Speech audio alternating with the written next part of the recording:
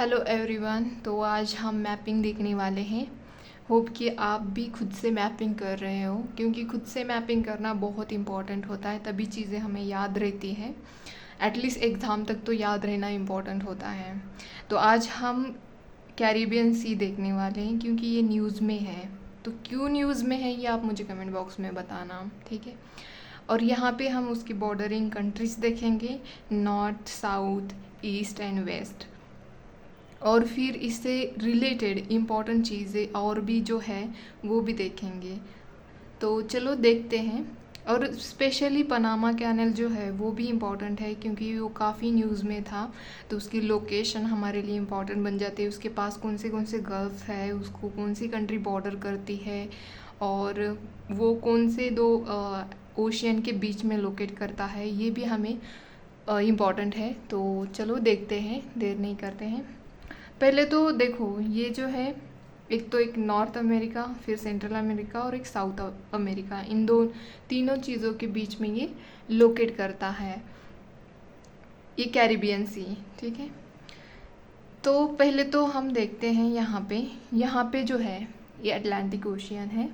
हमने Atlantic ocean से जो भी रिलेटेड थे, इधर नॉर्थ सी था। लास्ट वीडियो में हमने नॉर्थ सी, बाल्टिक सी देखा था। उससे पहले हमने मेडिटेरियन सी देखा था। उससे पहले हम इज़राइल के बारे में हमने डिटेल में किया था। जो भी चीज़ें न्यूज़ में थी, मतलब जो भी लोकेशंस न्यूज़ में थे, उससे रिलेटेड हमने सारी मैपिंग उसमें कर दी थी। आप वो भी देख सकते हो। और ख़ुद से मैपिंग करना, सिर्फ देखना नहीं है, खुद से मैपिंग करिए। भले ही आप वीडियो देखें या ना देखें, बट खुद से मैपिंग ज़रूर करिए, ठीक है। मैं हमेशा यही कहूँगी आपसे कि खुद से चीज़ें करना, खुद से हार्डवर्क करना बहुत इंपॉर्टेंट होता है। मार्केट में तो बहुत सारा मटेरियल अवेलेबल है, बट क्यों कुछ लोग ही गिने चुने सेलेक्ट हो जाते हैं यूपीएससी में? क्योंकि वो खुद से मेहनत करते हैं। जब हम खुद से मेहनत करते हो ना, वो चीज़ हमें फल देती ही देती है। तो आप खुद से मेहनत करिए। मैं बस मैपिंग के लिए ही नहीं बोल रही हूँ, हर चीज़ के लिए। मतलब प्रीलिम्स के लिए आपको सोचने की ज़रूरत है कि यूपीएससी कैसे क्वेश्चन फ्रेम करती है, कैसे नहीं करती है। सिर्फ ऐसे नहीं कि हाँ अवेलेबल है पीवाईक्यू मार्केट में, उसका एक्सप्लेनेशन देख लो, पढ़ लो और जाओ। ऐसे नहीं करना है। खुद से सोचने की कोशिश करिए, ट्राई करिए। उससे रिलेटेड जो चीज़ें होती है वो अपने नोटबुक में लिख के रखिए, ताकि अगले साल वो सेम मेहनत आपको ना करना पड़े। अगर आपका क्लियर भी नहीं होता है ना, तो नेक्स्ट टाइम वो आपके लिए हेल्पफुल रहेगा, आपकी मेहनत कम कर देगा। और जो खुद से की हुई चीज़ें होती है ना, वो हमेशा याद रहती है और समझ में भी आती है। दूसरों की चीज़ें हमें नहीं पता होती कि उन्होंने कैसे किया है। तो इसीलिए खुद से करना बहुत ज़रूरी होता है। तो हमने कैस्पियन सी, ब्लैक सी भी देखा था, उसके निमोनिक्स भी देखे थे। तो होप कि आपको याद है, आपने किया भी होगा। नहीं किया तो आप रिपीट वीडियो देखकर आप खुद से भी कर सकते हो, या मतलब एटलास भी होगा आपके पास, उसके द्वारा भी आप कर सकते हो, ठीक है। तो पहले तो यहाँ पे मैं बताऊँगी, ये कैरिबियन सी तो ये खुद में ही इम्पॉर्टेंट है। दूसरी बात है कि यहाँ पे जो ये कंट्री लोकेट करती है, मतलब आइलैंड है ये, हाइती, और एक कंट्री भी है। मतलब यहाँ पे पॉलिटिकल डिस्टेबिलिटी रहती है हमेशा, इस वजह से ये न्यूज़ में रहता है। दूसरा है यहाँ पे निकारागुआ, जो निकारागुआ जो है, निकारागुआ या निकारागुआ जो भी है, वो भी क्योंकि यहाँ पे उसके प्रेसिडेंट ने ना ह्यूमन राइट का वायलेशन किया था, तो इसीलिए ये न्यूज़ में था। तो इसी वजह से भी ये हमारे लिए इम्पोर्टेंट बनता है। और दूसरी बात है कि पनामा कैनल जो है वो भी न्यूज़ में था, क्योंकि यहाँ पे जो हमारी ट्रेडिंग थी वो डिस्टर्ब हो रही थी, जो सप्लाई चेन होती है वो डिस्टर्ब हो रही थी, इसीलिए भी ये न्यूज़ में था। तो हमें देखना। और दूसरी बात, ये गल्फ स्ट्रीम है, ये भी न्यूज़ में था। इससे ऐसे कह रहे कि ये डिस्टर्ब होगा नेक्स्ट 2025 में। तो इसी वजह से भी ये क्या है वो भी हमें पता होना चाहिए, इसीलिए मैंने यहाँ पे लिखा है। हो सकता है कि यूपीएससी ऐसे भी पूछ सकते हैं उल्टा पुल्टा करके, तो पता होना ज़रूरी है, इसलिए मैंने यहाँ पे लिखा है, ठीक है। तो चलो देखते हैं। देखो, कैरिबियन सी यहाँ पे लोकेट करता है, ये गल्फ ऑफ मेक्सिको है, ये मेक्सिको है, ऊपर यहाँ पे यूएस है, इसके ऊपर यहाँ पे कनाडा है, ये तो आपको पता है, ठीक है।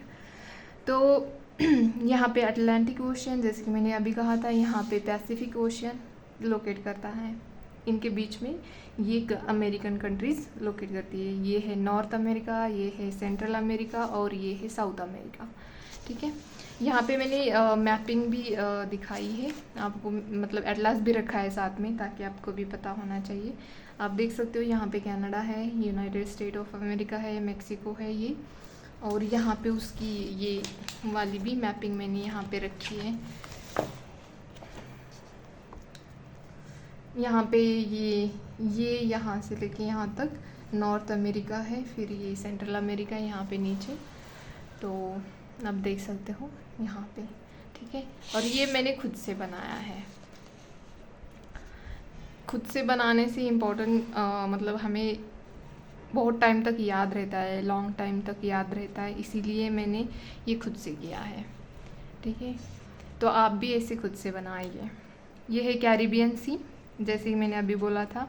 तो कैरिबियन सी के अराउंड, मतलब नॉर्थ में कौन से आइलैंड कंट्रीज़ लोकेट करती है? साउथ में ये कैरिबियन सी का नॉर्थ आता है, ये साउथ आता है, ये ईस्ट आता है, तो ये वेस्ट आता है। ठीक है, तो देखो यहाँ पे ये कैरिबियन सी की, मैंने यहाँ पे जगह नहीं मिल रही थी, तो ये मैंने ऐसे इसको टेबल भी किया है ताकि आपको पहचानने में आसानी हो। तो यहाँ पे लिखिए, नॉर्थ में जो है उसको ग्रेट एंटीलीज़ बोलते हैं। ये है ग्रेट एंटीलीज़। इसमें कौन सी कंट्रीज़ आती है? जैसे कि क्यूबा, ये क्यूबा है, यहाँ पे दिख रहा है क्यूबा।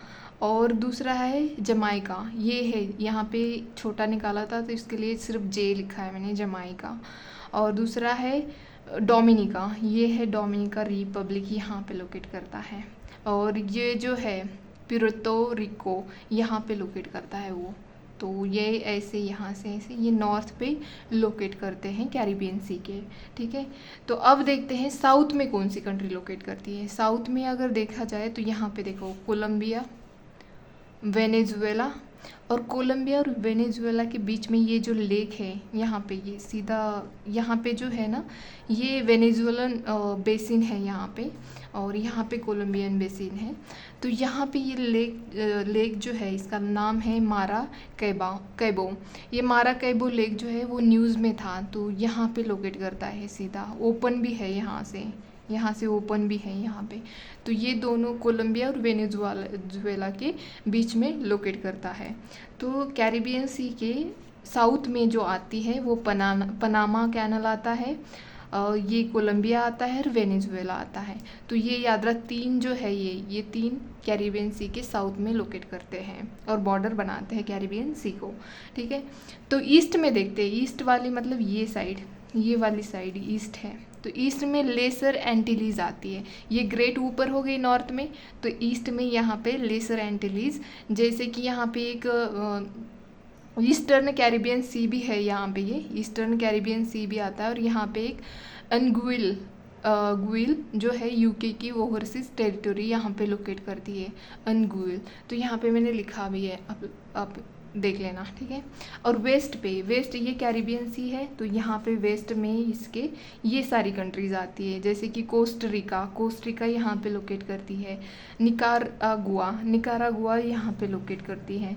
और ये है ग्वेटमाला जो है वो यहाँ पे, गुंटे या ग्वेटमाला जो भी, ग्वेटेमाला बोलते हैं, यहाँ पे लोकेट करती है। और ये बेलीज जो है यहाँ पे लोकेट करता है। और इनके बीच में यहाँ पे जो है, यहाँ पे ये होंडुरास है, होंडुरास जो है यहाँ पे वो गल्फ ऑफ होंडुरास भी है, और ये भी एक कंट्री है जो कि सेंट्रल अमेरिकन कंट्री है, याद रखना। सेंट्रल अमेरिका में अमेरिकन कंट्रीज़ में मेक्सिको, ये बेलीज और ये गुंटेमाला जो भी है, होंडुरास जो है ये, और ये निकारागुआ है, और ये कोस्टरिका है, ये पनामा है, ये सेंट्रल अमेरिकन कंट्रीज़ आती है, तो आपने याद रखना इसमें। ठीक है, तो ये हो गई वेस्ट में। ठीक है,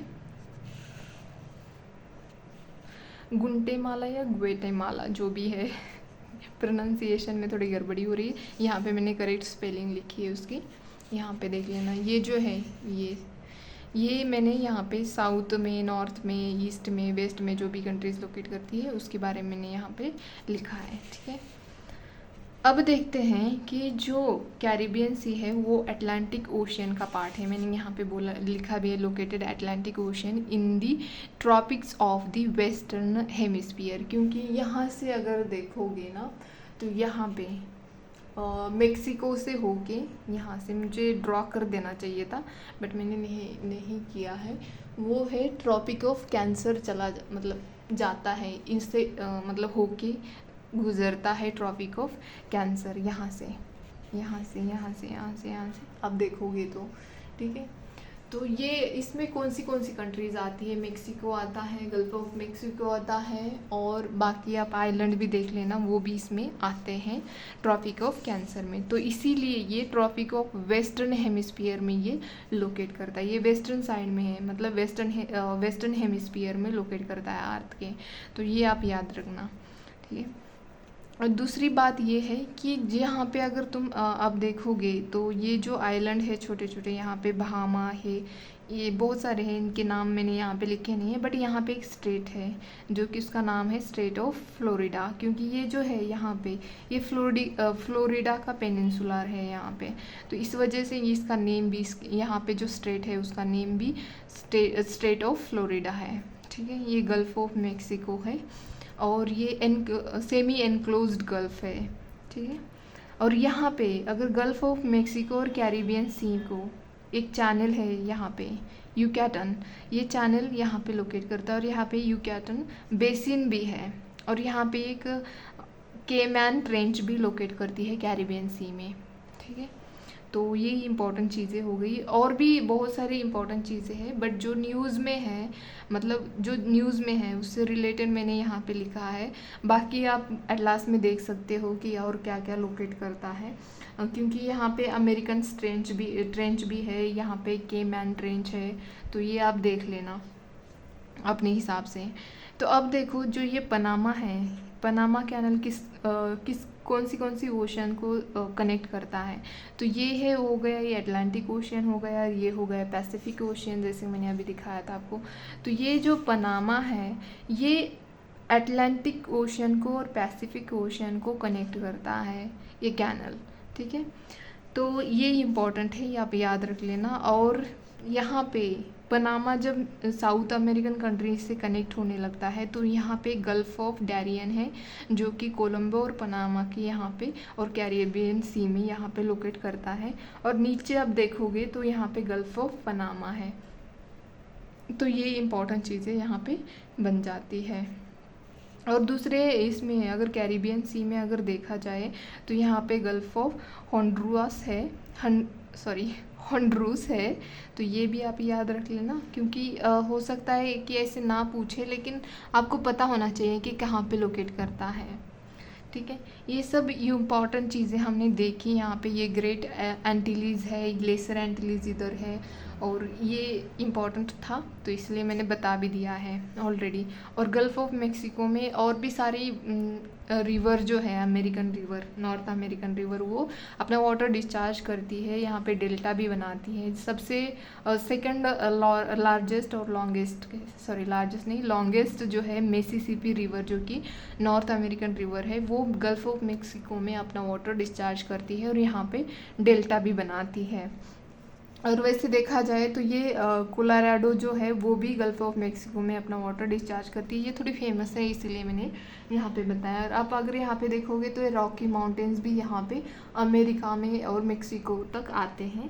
और यहाँ पे ये लोअर कैलिफोर्निया तो यहाँ पे है, सिलिकॉन वैली आपको पता होगा कि वो IT हब माना जाता है वहाँ पे सिलिकॉन वैली में, तो वो यहाँ पे लोकेट करती है। और तो इसीलिए यहाँ पे नीचे कैलिफोर्निया, ये लोअर कैलिफोर्निया बोला जाता है, और यहाँ पे मेक्सिको और ये लोअर कैलिफोर्निया के बीच में यहाँ पे गल्फ ऑफ कैलिफोर्निया लोकेट करता है।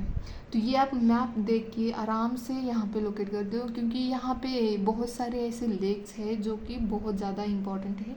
यहाँ पे एक ग्रेट सॉल्ट लेक भी है जो कि दुनिया का 3rd लार्जेस्ट सैलिनिटी वाला लेक है। तो फर्स्ट कौन सा है आप वो कमेंट बॉक्स में बताना, ठीक है। तो ये हो गए इम्पॉर्टेंट चीज़ें, तो आप अपने हिसाब से कर लेना। ये हम कॉन्टिनेंट देखेंगे तब ये सब चीज़ें हम फिज़िकल वाले जो भी है जैसे कि माउंटेन्स, रिवर्स और लेक्स, ये सब हम उसमें कवर कर देंगे। क्योंकि अभी ये जब तक यूपीएससी पास में नहीं आती है तब तक हम मैपिंग करते रहेंगे, क्योंकि मैपिंग ऐसी चीज़ है कि अगर हम डेली नहीं करेंगे, देखेंगे भी नहीं तो भूल जाएंगे आराम से। तो इसीलिए हमें देखना ज़रूरी होता है। और ये पता है इस पे चांसेस कम हो सकते हैं शायद, और पूछ भी सकते हैं, यूपीएससी का कोई भरोसा नहीं है।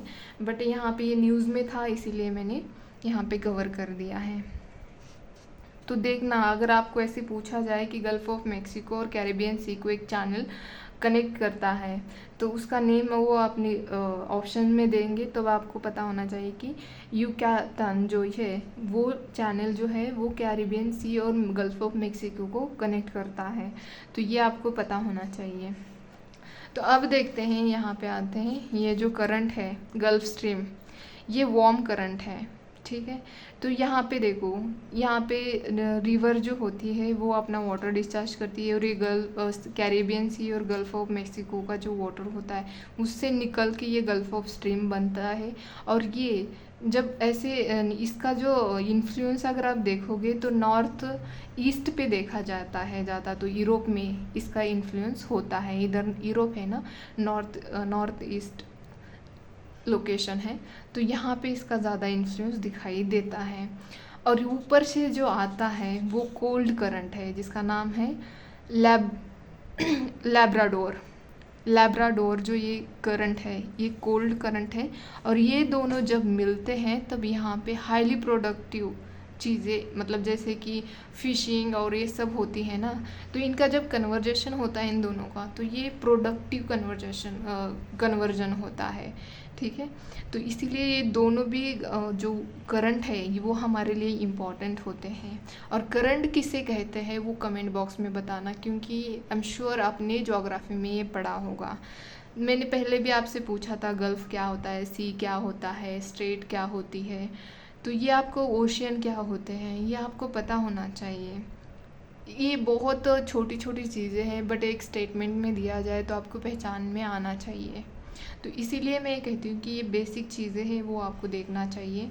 और अब बताना मुझे ये करंट क्यों होते हैं और इसको कोल्ड करंट और इसको वार्म करंट क्यों बोला जाता है, ये भी मुझे आप कमेंट बॉक्स में बताना। अगर आप रियल में स्टडी कर रहे होंगे ना तो आप ज़रूर इसका आंसर दोगे कमेंट बॉक्स में, क्योंकि देखो मैं पूछती रहती हूँ और आप बताते भी नहीं हो। क्योंकि आप जब पूछोगे, मैं जब पूछती हूँ आप जब बताते हो तो ऐसे लगता है कि 2 वे कम्युनिकेशन चल रहा है, लेकिन ऐसे मैं जब सिर्फ आपको बताती रहती हूँ, पूछती रहती हूँ, ऐसे फील होता है कि 1 वे कम्युनिकेशन चल रहा है।